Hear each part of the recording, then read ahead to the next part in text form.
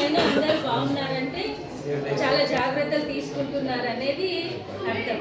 అవునా? Yes sir. మీకు ఒక ఇద్దరికి ఇప్పుడు ఇచ్చేంత వరకు మీ టీచర్స్ వచ్చేదాకా ఒక 2 విషయాలు ఎక్కువసేపు మీరు స్పీచ్లు ఇవ్వము. అంటే అది స్పీచ్లు ఇస్తే మీరు వినేయడము అనేది కూడా కరెక్ట్ సాధ్యం కాదు, అంతే కదా. ఎందుకంటే ఆ వయసు కూడా కాదు. కాకపోతే 2-3 విషయాలు మీ ముందు. ఈ వయసులో ఒక ఆకర్షణీయమైన విధానం జరుగుతుంది. ఈ వయసు అలాంటిదే కదా. ఒక కొత్త వస్తువు చూసినా సో బాగుంది అనిపిస్తుంది, అవునా? అమ్మాయి అందంగా తయారైనా బ్యూటిఫుల్గా ఉంది, ఒక కన్ను కొట్టవచ్చు, అవునా?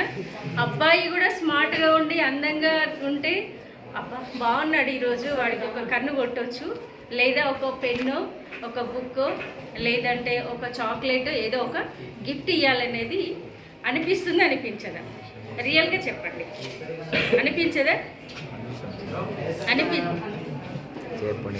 కదా. ఈ వయసులో అలాంటి ఆకర్షణ జరిగినప్పుడు మనం ఏదైతే గోల్తో ఇక్కడికి వస్తామో స్కూల్కు, అదేమవుతుంది చెప్పాలి? డిస్టర్బ్ అవుతుందా? అవుతుంది. ఓకే. అయినప్పుడు మనం చదువుకోగలుగుతామా? చదువుకోలేము. ఎందుకంటే దాని చుట్టూ తిరుగుతూ ఉంటాం. ఏదైతే మనం అటు ఒక మనిషి మీద అట్రాక్ట్ అయినప్పుడు వాళ్ళ చుట్టూ తిరుగుతూ ఉంటాం. మన చదువు అనేది డిస్టర్బ్ చేసుకుంటాం, చదువుకోలేము, అవునా? మనం ఏదైతే గోల్ రీచ్ కాలేకపోతాం. కానీ మన కన్న పేరెంట్స్ ఉంటారే, వాళ్ళు చదువుకున్న పేరెంట్స్ ఉంటారు, చదువుకోని పేరెంట్స్ కూడా ఉంటారు. నేను కష్టాలు పడుతున్నాను, నా పిల్లలు కష్టం పడకూడదు అని చెప్పేసి వాళ్ళు ఉదయం లేచినప్పటి నుంచి రాత్రి పడుకునేదాకా, నిద్రపోయేదాకా ఏం చేస్తారు? పనులు చేస్తారు. ఏం చేస్తారు? అమ్మ లేదంటే హోటల్స్ నడిపించుకుంటారు, అవునా? ఒకవేళ ఉద్యోగం చేసే పేరెంట్స్ ఉంటే లక్కీ. ఇలాంటి కష్టాలతోటి పేరెంట్స్ రూపాయి చారణ జమ చేస్తూ మీ పైన మీ మీద పెట్టుబడి పెడుతున్నారు. ఎందుకు?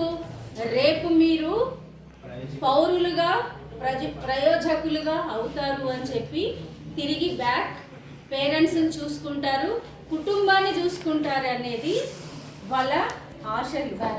ఆ ఆశలను నిర్వీర్యం చేసేది ఎవరు? స్టూడెంట్స్గా. అంటే ఎవరైతే ఆకర్షణకు గురి అవుతారో అదంతా కూడా ఎగిరిపోతుంది. ఇప్పుడు తల్లిదండ్రుల పరిస్థితి ఏంది?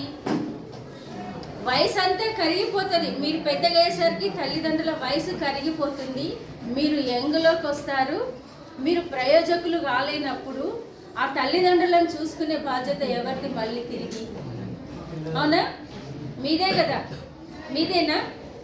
మీలాంటి వాళ్ళు చాలామంది చూడలేని పరిస్థితిలో తల్లిదండ్రులు రోడ్ల మీదకి వచ్చేసారు. చాలామంది తల్లిదండ్రులు రోడ్ల మీదకి వచ్చి అనాథాశ్రమంలో పడేస్తున్నారు తల్లిదండ్రులని. ఇది కరెక్టేనా?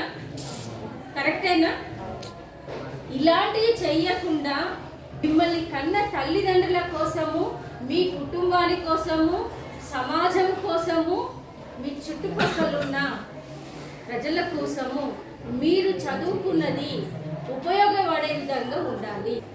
ఆ దిశగా మీరు ఆలోచనలో ఉండి ఆ దిశగా చదువుకుంటే మంచిది అనేది మేము కోరుకుంటున్నాం. ఆకర్షణ చాలా ఉండాలి, కానీ ప్రమాదంలోకి ఆకర్షణగా వెళ్ళకూడదు. స్నేహితులుగా ఉండాలి, కానీ ఎలాంటి స్నేహితులు ఉండాలి? వీడికి కష్టం వచ్చింది, వీడి దగ్గర పుస్తకం లేదు, ఒక పెన్ను లేదు, అవునా? ఒక పూట వీడు భోజనం చేయలేని పరిస్థితిలో ఉన్నప్పుడు అందరము కలిసి బాక్స్ నేనున్నాను నీకు అని చెప్పి వీడికి అన్నం పెట్టే విధంగా ఉండాలి. స్నేహితులు అంటే ఈ విధంగా ఉండాలి.